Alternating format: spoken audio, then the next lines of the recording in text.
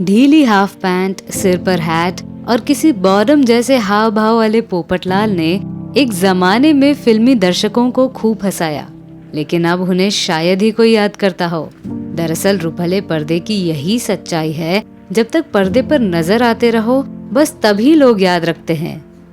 पोपटलाल यानी राजेंद्र नाथ साहब ने 1961 में बनी फिल्म जब जब फूल खिले में पोपटलाल का किरदार निभाया था। वो किरदार इतना हिट हुआ कि लोगों ने उन्हें राजेंद्र साहब की जगह पोपटलाल के नाम से याद करने लगे। राजेंद्र साहब का परिवार पेशावर का रहने वाला था। आजादी से पहले उनके पिता मध्य प्रदेश के रीवा स्टेट में पुलिस अधिकारी होकर आए और आईजी के रूप में रिटायर हुए। राजेंद्र साहब के 7 भाई और 4 बहनें थी। पिता के रिटायर होने के बाद उनका परिवार जबलपुर आ गया। पृथ्वीराज कपूर से उनके परिवार की बेहद घनिष्ठ संबंध थे, यहाँ तक कि राज कपूर से राजेंद्र साहब की बहन कृष्णा की शादी भी हुई।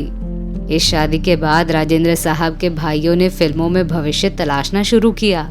सबसे पहले राजेंद्र साहब के बड़े भाई प्रेम साहब मुंबई पहुंचे। उन्हें पृथ्वी थिएटर में काम मिल गया। जब उन्होंने फिल्मों में भी पैर जमा लिया तो उन्होंने राजेंद्र साहब को अपने पास बुला लिया। राजेंद्र भी पृथ्वी थिएटर से जुड़ गए, लेकिन वो अपने भविष्य को लेकर गंभीर नहीं थे, क्योंकि रहने खाने का इंतजाम प्रेम साहब के जिम्मे था। एक दिन प्रेम साहब ने उन्हें सख्त चेतावनी दी कि गंभीर हो जाएं और अपने खर्चे खुद उठाएं। प्रेम साहब के इस रवैये ने राजेंद्र साहब को अचानक गंभीर बना दिया। उन्होंने फिल्मों में काम खोजने के लिए भाग दौड़ शुरू की और तब उन्हें पता चला कि संघर्ष किसे कहते हैं। पहली फिल्म मिली अशोक कुमार अभिनीत वचन, जिसमें उनकी बहुत छोटी सी भूमिका थी। इसके बाद बेगम और बादशाह, गुलाम सहित कुछ फिल्मों में उन्हें छोटी छोटी भूमिकाएं मिली तो उनका हौसला बढ़ने लगा। प्रेम साहब को ये देखकर बहुत सुकून हुआ और उन्होंने राजेंद्र साहब को हीरो बनने के लिए प्रेरित करना शुरू किया। लेकिन राजेंद्र साहब को कोई भी हीरो के रूप में काम देने पर तैयार नहीं था। कहीं से काम मिलता न देख प्रेम साहब ने खुद राजेंद्र साहब को अपनी फिल्म गोलकोंडा का कैदी में साइड हीरो का रोल दिया। 1954 में रिलीज हुई ये फिल्म फ्लॉप हो गई। साथ ही राजेंद्र साहब का हीरो बनने का जोश ठंडा पड़ गया। इसके बाद 5 साल तक राजेंद्र साहब काम की तलाश में भटकते रहे और बीच बीच में छोटे मोटे रोल करते रहे। ये इत्तेफाक था कि एक दिन IS जौहर से उनकी मुलाकात ने उनकी गाड़ी को पटरी पर ला दिया। 1959 में जौहर एक फिल्म बना रहे थे, हम सब चोर हैं। इस फिल्म के लिए उन्होंने राजेंद्र साहब को हास्य भूमिका दी। फिल्म रिलीज हुई तो राजेंद्र साहब के काम की भरपूर तारीफ हुई। जौहर ने राजेंद्र साहब को अपनी अगली फिल्म नरगिस प्रदीप कुमार अभिनीत मिस इंडिया में मौका दिया। साथ ही HS रवेल ने अपनी फिल्म शरारत में काम दिया। दोनों फिल्में सफल रही। इन सफलताओं से राजेंद्र साहब फिल्मी दुनिया में हास्य अभिनेता के रूप में स्थापित हो गए। हास्य अभिनेता के रूप में स्थापित होने लगे। लेकिन राजेंद्र साहब को स्टार कॉमेडियन का झंडा उठाना था।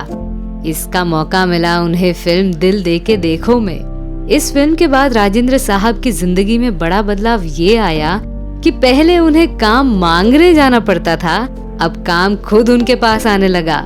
फिर आई 1961 में नासिर हुसैन निर्देशित फिल्म जब प्यार किसी से होता है। इसमें राजेंद्र साहब ने पोपटलाल के रूप में अभिनय किया।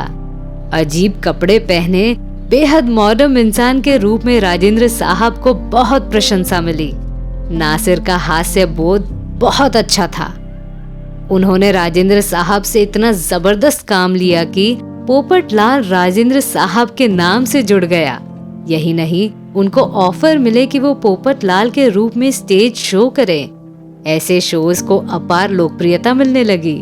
पोपटलाल शो में राजेंद्र साहब खास अंदाज में स्टेज पर चुटकुले सुनाते और मिमिक्री करते। उनके शो यूरोप और अमेरिका में धूम मचाने लगे। फिल्म इंडस्ट्री में राजेंद्र साहब का सिक्का जम गया।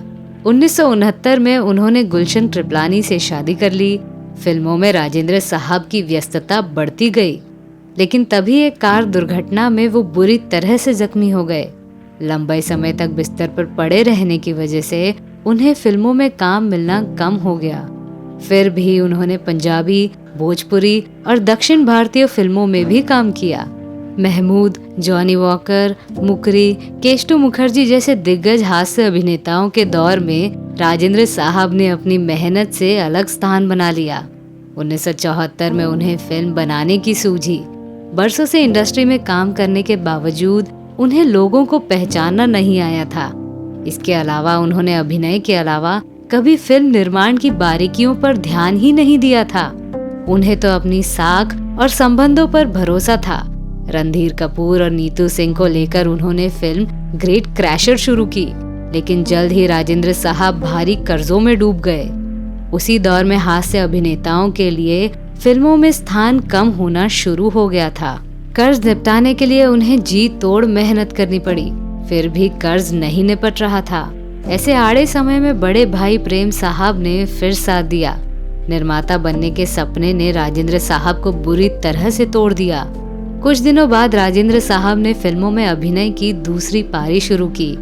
राज कपूर की प्रेम रोग और बीवी ओ बीवी में अहम भूमिकाएं निभाई। ऐसे दौरान उनके छोटे भाई खलनायक नरेंद्र साहब की मौत हो गई।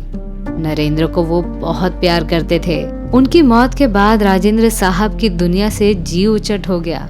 उन्होंने फिल्मों में काम करना लगभग बंद कर दिया। तब तक फिल्मी दुनिया भी बहुत बदल चुकी थी, लेकिन पोपटलाल शो की लोकप्रियता कम नहीं हुई थी। उन पर ये शो करने का दबाव बना ही रहता था, इसलिए वो दुनिया भर में घूम घूम कर पोपटलाल शो करते रहे। 90 के दशक में काजोल की पहली फिल्म बेखुदी और नीलम अभिनीत सौदा राजेंद्र की अंतिम फिल्में रही थी। अभिनय की अंतिम पारी उन्होंने हम 5 धारावाहिक में पूरी की। राजेंद्र साहब ने सबसे अधिक प्रभावशाली रोल अपने गहरे दोस्त शम्मी कपूर के साथ किए। जानवर, जवान मोहब्बत, तुम हसीन मैं जवान जैसी कई फिल्में राजेंद्र साहब के करियर में मील का पत्थर साबित हुई। शम्मी से उनकी दोस्ती पृथ्वी थिएटर में काम करने के दौर में हुई और आखिर तक कायम रही।